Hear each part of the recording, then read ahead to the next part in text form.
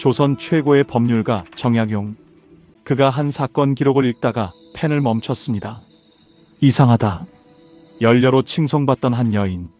남편의 복수를 위해 살인자를 죽였다는 그녀. 모두가 감동했습니다. 하지만 정약용은 알았습니다. 이 사건에 뭔가 심각한 오류가 있다는 것을. 그리고 28년 전 황해도 수안의 창고 마당으로 거슬러 올라갑니다. 1800년대 어느 봄날이었습니다. 최주변과 민성주 두 친구가 무거운 상자를 옮기고 있었습니다. 땀을 흘리며 일하던 그들은 틈틈이 농담을 주고받았습니다. 아이고 간다. 못 피할 줄 알고. 날이 무디고 평범한 부엌칼. 민성주가 칼을 휘두르며 검객 흉내를 냈습니다. 최주변이 웃으며 피했습니다. 하지만 피하려다 몸을 날리는 순간 칼이 다리에 스쳤습니다. 최주변이 다리를 잡았습니다. 조금의 피가 났습니다. 민성주가 깜짝 놀라 칼을 떨어뜨렸습니다. 얼굴이 창백해졌습니다. 진심으로 미안해하는 표정이었습니다. 최주변이 상처를 보며 웃었습니다. 둘 다 알고 있었습니다. 이것이 단순한 장난이었다는 것을. 하지만 아무도 예상하지 못했습니다. 이 작은 상처가 어떤 결과를 가져올지. 비극은 한 달 뒤 일어났습니다. 수안 관아의 조용한 오후. 초검관 군수가 책상에 앉아 서류 작업을 하고 있었습니다. 평범한 하루였습니다. 하인이 급히 들어왔습니다. 창고직이 최주변이 병으로 돌아가셨다는 소식이었습니다. 군수가 고개를 끄덕였습니다. 특별할 것 없는 업무처럼 보였습니다. 그런데 곧이어 한 여인이 관아로 달려왔습니다. 최주변의 아내 안씨였습니다. 얼굴은 창백했습니다. 그녀는 관아의 바닥에 무릎을 꿇었습니다. 안씨의 외침이 관아 전체에 울려 퍼졌습니다. 민성주가 남편을 칼로 찔렀다고. 안씨가 땅을 치며 통곡했습니다. 관리들이 모두 나와 상황을 지켜봤습니다. 최주변이 한 달 전 칼에 찔렸다는 것은 사실이었습니다. 그리고 죽었다는 것도 사실이었습니다. 군수의 표정이 엄해졌습니다. 칼에 찔렸고 그 후 죽었다. 명백한 살인 사건처럼 보였습니다. 그날 밤 안씨는 칼을 들고 민성주의 집에 몰래 들어갔습니다. 그녀의 몸은 긴장으로 떨렸습니다. 복수심이 그녀의 마음을 가득 채웠습니다. 민성주는 깊이 잠들어 있었습니다. 안씨는 천천히 칼을 들어 올렸습니다. 손이 떨렸습니다. 다음 날 아침 수안 관아는 대혼란에 빠졌습니다. 관리들이 소란스럽게 움직였습니다. 모두 충격을 받은 표정이었습니다. 민성주를 찾아 나섰는데 죽어 있었다는 소식, 목이 찔려 있었고 얼굴이 많이 상했다는 보고. 조금 후 안씨가 관리에게 이끌려왔습니다. 놀랍게도 그녀는 침착했습니다. 두렵지 않은 표정이었습니다. 안씨는 당당했습니다. 남편의 복수를 위해 자신의 목숨도 내던질 준비를 한 여인이 어디 있겠는가. 군수는 서류를 꺼냈습니다. 서울에 보낼 보고서가 작성되었습니다. 안씨는 연려로 칭송받을 준비가 되었습니다. 서울의 형조 관아는 조용했습니다. 형조 참의 정약용이 문서 더미를 정리하고 있었습니다. 서기가 새로운 보고서를 가져왔습니다.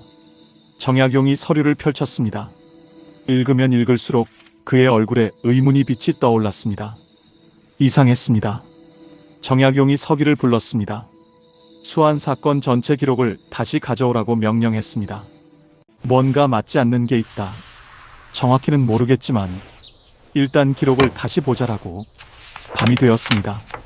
형조 관아의 사무실은 촛불만 밝혀져 있었습니다. 정약용은 수많은 기록 문서를 읽고 있었습니다. 칼이 떡을 써는 칼이라고? 그럼 날이 무딘 칼이구나. 그는 검사 기록을 읽었습니다. 상처가 옆으로 길게 나 있다고? 만약 누군가 죽이려고 찔렀다면 깊게 찔렀을 텐데. 옆으로 길게 난 건 마치 칼이 옆으로 맞은 것처럼 보이는데. 또 다른 기록을 펼쳤습니다. 한 달을 창고에서 일했다고? 그렇다면 상처가 그렇게 심각한 건 아니었다는 말 아닌가? 정약용이 의학 기록을 들었습니다. 최주변의 몸에서 발견된 악창에 관한 기록이었습니다. 악창이 발견되었다고? 최주변이 상처 때문에 죽은 게 아니라 감염으로 죽은 거 아닌가? 정약용이 기록들을 정리하며 중얼거렸습니다. 정약용이 서기를 부르며 외쳤습니다. 최주변의 시신을 수안에서 파서 다시 검시하자고.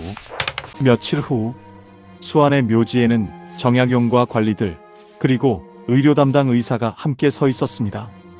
달밤이었습니다. 곧 유골이 드러났습니다. 그의 손은 오랜 경험으로 인해 조심스러웠습니다. 여기 복사뼈 근처에 상처가 있다고 말했습니다. 마치 칼이 옆으로 스친 것 같고 정말로 죽이려고 찔렀다면 훨씬 깊게 찔렀을 텐데요. 모든 것이 명확해졌습니다. 정약용이 잠시 생각에 빠졌습니다. 서울로 돌아온 정약용은 그 밤 늦게까지 문서를 작성했습니다. 정약용이 펜으로 써내려 칼은 무딘 떡칼이었다. 상처는 얕고 옆으로 길게 났다. 이건 죽이려는 의도가 없었다는 증거다. 최주변은 한 달을 이 상처를 가지고 계속 일했다. 일을 하면서 상처 관리를 제대로 하지 못했다. 그것이 죽음의 원인이다. 안 씨는 사실을 잘못 알고 무고한 사람을 죽인 것이다. 이것은 살인이다. 며칠 후 궁궐의 어전에서 정조가 의자에 앉아 있었습니다. 정약용의 목소리는 차분했지만 확고했습니다. 수안의 연려 사건은 사건 조사가 매우 부실했다고 말했습니다. 단순히 장난하다가 무딘 칼에 최주변이 맞은 것일 뿐이라고.